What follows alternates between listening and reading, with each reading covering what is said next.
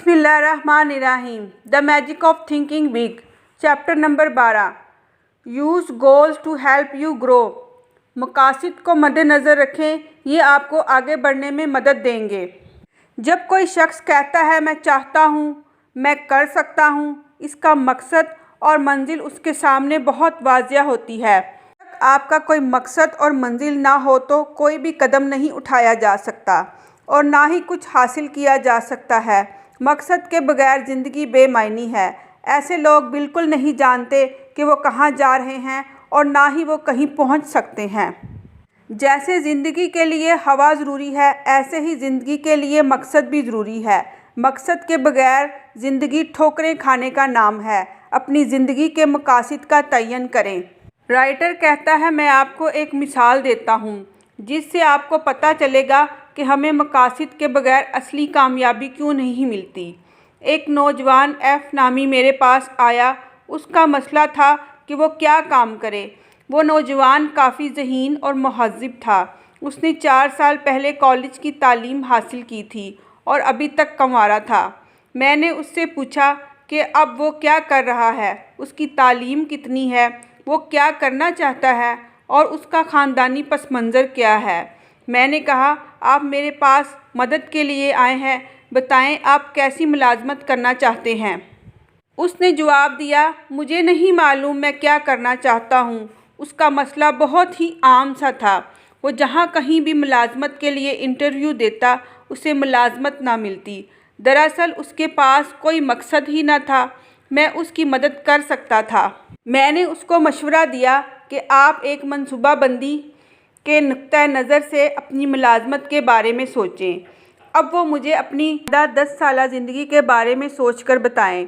Mister F ने कुछ देर मेरे सवाल पर गौर किया और आखिर कहा, मैं दूसरों जैसी कोई मुलाजमत हासिल करना चाहता हूँ।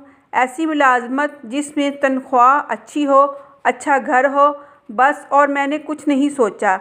मैंने कहा, ये तो फितरी सी बात है कि हर कोई ऐसा ही चाहता है। मैंने कहा, जब आप किसी हवाई कंपनी का टिकट खरीदने जाएं और काउंटर पर क्लर्क को ये ना बताएं कि आपने जाना कहाँ है, वो आपको टिकट कैसे देगा। इसलिए जब तक मुझे ये नहीं बताओगे कि तुम किस किस्म की नौकरी हासिल करना चाहते हो, मैं उस वक़्त तक आपकी मदद नहीं कर सकता। इस बात पर मिस्टर एफ़ सोचने लगा। आइंदा 2 घंटों तक हमने सिर्फ एफ़ के ज़िंदगी के मकासद के हवाले से ही बात की। इस गुफ्तगू से मिस्टर एफ़ ने सीखा कि अहम चीज़ ज़िंदगी के बारे में मनसूबाबंदी करना है। ज़िंदगी में 2 काम करने से आपको मनसूबाबंदी करने में मदद मिलेगी। नंबर 1, आप तसव्वुर करें कि आपका मुस्तकबिल 3 शोबों पर मुश्तमिल है, काम, घर और समाजी ज़िंदगी। आप अपनी ज़िंदगी को इनके मुताबिक ढालें। नंबर 2, आप अपने आप से 3 सवाल करें और उसका बिल्कुल वाज़िया जवाब दें। मैं अपनी ज़िंदगी में क्या करना चाहता हूँ, मैं क्या बनना चाहता हूँ, क्या इससे मुझे इत्मीनान मिलेगा। इस तरह मनसूबाबंदी करने में आपकी रहनुमाई मिलेगी। 5 हथियार ऐसे हैं जो कामयाबी का गला घोंट देते हैं। वो कामयाबी को तबाह कर देते हैं और कामयाबी के लिए बहुत ही ख़तरनाक हैं। नंबर 1, खुद तहकीरी।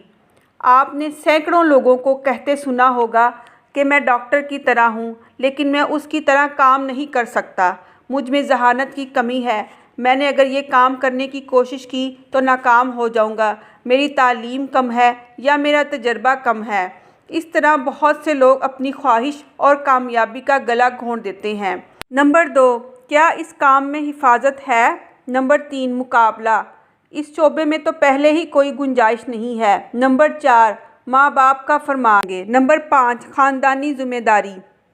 ये काम तो मुझे 5 साल पहले करना चाहिए था, अब तो मुझ पर ख़ानदान की ज़िम्मेदारी है। इन कातिल हथियारों से छुटकारा हासिल करें और पूरी ताकत को इस्तेमाल करते हुए अपनी ख्वाहिश को अमली जामा पहनाएं। मकासद के हासिल करने पर वो शख्स तरोताज़ा हो जाता है। हसूल मकासद बहुत ही पुरानी बीमारियों का इलाज भी है। राइटर लिखता है कि छुट्टी के दिन जब हम सुबह जागते हैं तो हमारे पास कोई मंसूबा, कोई एजेंडा नहीं होता जिस पर हम काम करें, इसलिए हम सिवाय छुट्टी के कोई काम नहीं करते। इस तरह पूरा दिन गुजर जाता है। लेकिन जब हम छुट्टी पर नहीं होते तो हमारे सामने पूरे दिन का काम करने का मंसूबा होता है। ये एक आम सा तजर्बा हमें बहुत अहम सबक सिखाता है कि हम जिन कामों के बारे में मंसूबाबंदी करते हैं उन्हीं कामों को पाया तकमील तक पहुंचाते हैं। याद रखें, किसी भी मंजिल को हासिल करने के लिए कदम बा कदम बढ़ा जाए तो मंजिल पर पहुंचा जा सकता है। मेरी बातों से आपको कुछ ना कुछ समझ आया हो तो प्लीज़ मेरे चैनल को लाइक सब्सक्राइब ज़रूर करिएगा।